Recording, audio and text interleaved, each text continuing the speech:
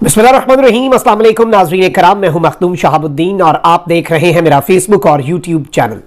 उम्मीद करता हूं आप सब लोग बखैर आफियत होंगे और जहां भी होंगे अपने अहले खाना समेत खुश भी होंगे और महफूज भी। नाज़रीन कराम, इस वक्त मुल्क में बहुत कुछ चल रहा है। एक जानिब तो इमरान खान साहब को कल JIT जो कि लाहौर में कोर कमांडर हाउस पर हमला और अस्करी टावर में जलाओ घिराव पर तहकीकात कर रही है, उस JIT ने इमरान खान साहब को तलब किया। इमरान खान साहब उस JIT में पेश नहीं हुए और अब JIT जो है उसने इमरान खान के वकला की जानिब से इमरान खान की नुमाइंदगी को तस्लीम करने से इनकार कर दिया है। इस सब के अंदर राना सनाउल्लाह ने अब बाज़ाब्ता तौर पर, बाकायदा तौर पर इमरान खान को मिलिट्री कोर्ट्स में ले जाने का ऐलान कर दिया हुआ है। अब आइंदा क्या होगा, इस हवाले से क्या तफसीलात हैं, ये डेवलपमेंट्स भी आपके सामने रखनी है। जबकि ज़मान पार्क में इमरान खान से एक अहम मुलाकात हुई है और इस वक्त यूं लग रहा है कि मुज़ाकरात की जो चैमगोइयां हैं वो इस वक्त बहुत ज्यादा बढ़ती जा रही हैं। आलमी ताकतें जो हैं यूं लग रहा है कि वो इस वक्त पाकिस्तान की जो पॉलिटिकल सिचुएशन है उसे लेकर बहुत ज्यादा एक्टिव हो चुकी हैं। ये दूसरी बड़ी खबर होगी।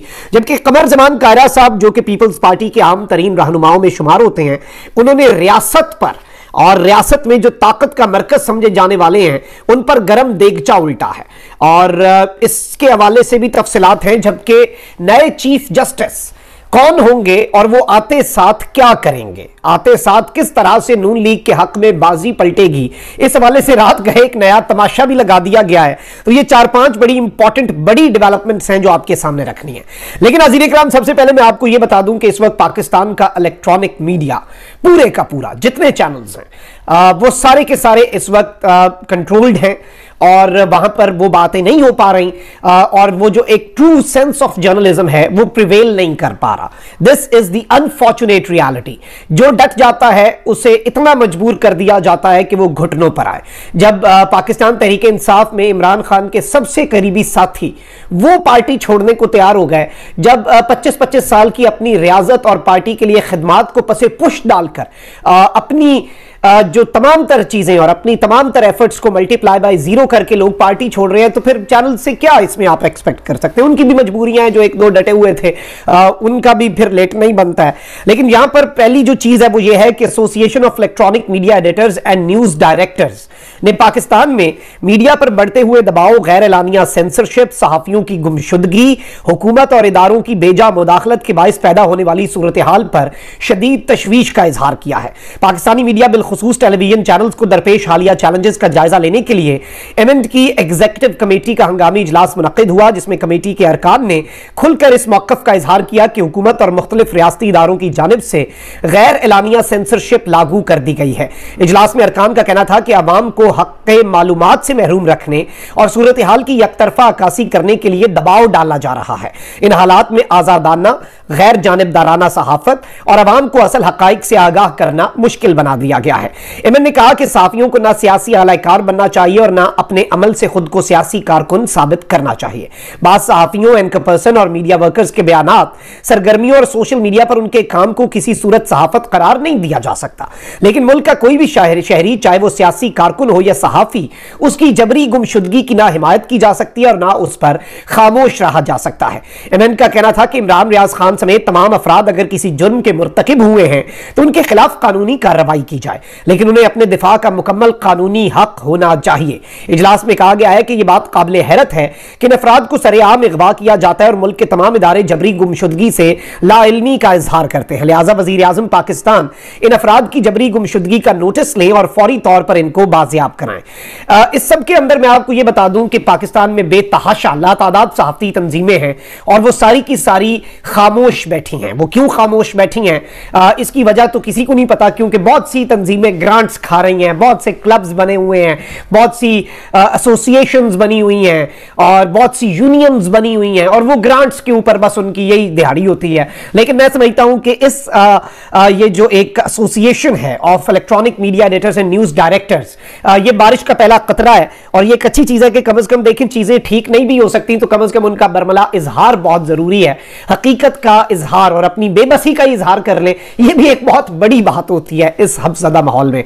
तो इसके लिए मैं समझता हूं कि तारीफ बनती है इस स्टेटमेंट की जो इन्होंने कही है और इसे आपके सामने रखने का मकसद भी यही था।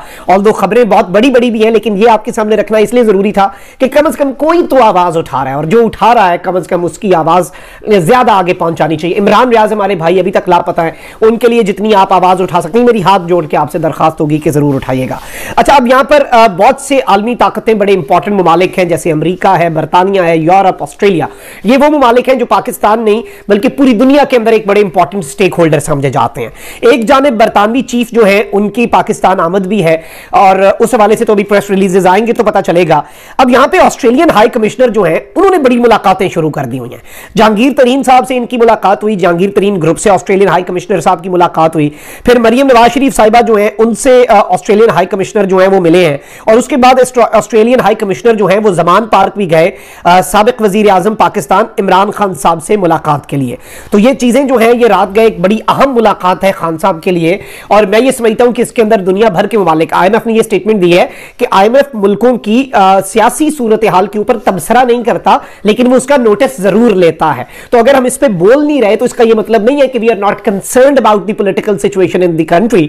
और IMF के एक जानिब वजीर आजम साहब मिन्नतें कर रहे हैं MD को कि बराए मेहरबानी हमारी मदद करें, क्योंकि इसहाक डार के तो गुब्बारे से हवा निकल चुकी है। इसहाक डार का वो जो एक बुत था वो तो पाश पाश हो चुका है कि जी मैं IMF का एक्सपीरियंस ये हो गया, डॉलर भी डराना था डार ने, और डॉलर आते साथ कोई डरा भी था, उसके बाद डार साहब भी डरे हुए हैं और डॉलर जो है वो धाड़ रहा है, और डार साहब जो है वो पता नहीं कहां पर डरे सहमे दुबके बैठे हैं, और डॉलर की जो ओपन मार्केट में कीमत है जरा वो देखें जाके, और ये जो खिलवाड़ किया जा रहा है आर्टिफिशियली उसे नीचे रख के, इसका खमियाजा भी हमने भुगतना है, इन्होंने तो नहीं भुगतना, ये तो चले जाएंगे, इनके तो सारा कुछ बाहर है। अच्छा, अब यहां पर एक जानिब ये सब कुछ हो रहा है, मैंने पिछले व्लॉग में वैसे जिक्र किया था, कमर जमान कायरा साहब पीपल्स पार्टी के बड़े अहम रहनुमा हैं, और कायरा साहब ने एक स्टेटमेंट दी है।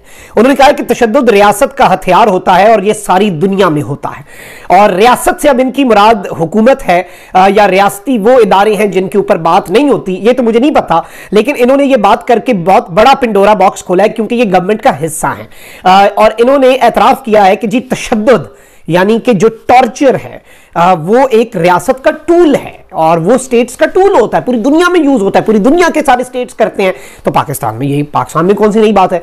मतलब ये जस्टिफाई कर रहे हैं कि इससे पहले ज़ियाउल हक साहब ने इनके साथ, इनकी पार्टी के साथ जो कुछ किया पूरी दुनिया में होता है, तो क्या हुआ। तो फिर इस थ्योरी के तहत मोहतरमा बेनज़ीर भुट्टो शहीद के साथ जो जुल्म हुआ, जिस तरह से उनके साथ जो भुट्टो खानदान ने जुल्म बर्दाश्त किए, वो भी रियासत, तो तशद्दुद जो है वो रियासत का हथियार होता है, पूरी दुनिया में होता है। तो ये दलील नहीं है, ये एक reality, and that too when you are in the government, you are in the sitting government. आप इस तरह की बात करेंगे तो फिर हम इस मुल्क के ऊपर और इस मुल्क के मामलात के ऊपर अल्लाह वो एक कहते हैं ना कि फिर अल्लाह हाफिज है हमारे मुल्क का, फिर हम इन्ना लिल्लाह पढ़ लें अपने मुल्क की मामलात में, अपने मुल्क में आइन और कानून। अगर torture is the tool for the state, फिर रियासत तो मां के जैसी ना हुई। आपका ही नारा था, आपकी पार्टी के एतजाज हसन साहब, उन्होंने लिखा था कि रियासत होगी मां के जैसी, हर शहरी से प्यार करेगी, फौज लगेगी सबको अच्छी जब सरहद के पार रहेगी। तो ये चीजें देखिए, रियासत मां जैसी होती है, मां तशद्दुद नहीं करती, और तो हर शहरी से बराबर प्यार करती है। तो रियासत को मां वाला किरदार अदा करना होगा, आप इस चीज को नॉर्मलाइज नहीं कर सकते। हमजा शहबाज शरीफ साहब करप्शन को नॉर्मलाइज करते थे कि बच्चों को करप्शन होती है, इसका कोई बड़ी चीज नहीं है, खाता है तो लगाता भी है।